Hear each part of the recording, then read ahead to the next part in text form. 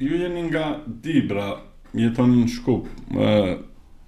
Besoj që edhe në qytetin tuaj ka shumë kazino, siç ka edhe në lagjet tona.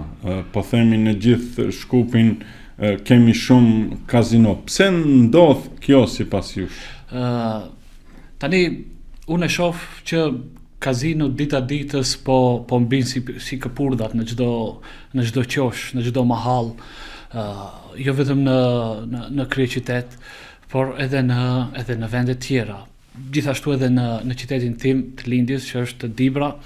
Unë në Dibër po udhthoj një herë apo dy herë në muaj, shkoj për shkak të angazhimeve dhe po habitem kohë pas kohe kur shoh që një lokal i caktuar është shndruar më një herë në kazino dhe jam interesuar të pyes banorët, shokët, miq, dashamirët, pse?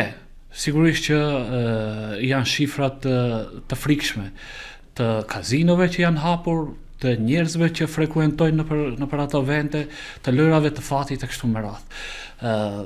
Mendoj që kjo ndodhen për shkak të hapësirës që u vazhdon, të mos funksionimit të disa elementve tjerë parandalues, të cilat besoj që ne do të kemi mundësi të elaborojmë brenda këtij.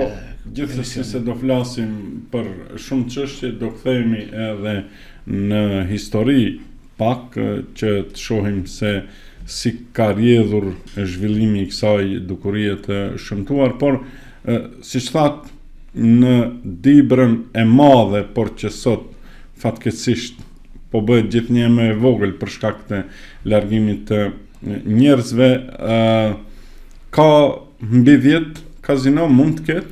Po sigurisht që ka.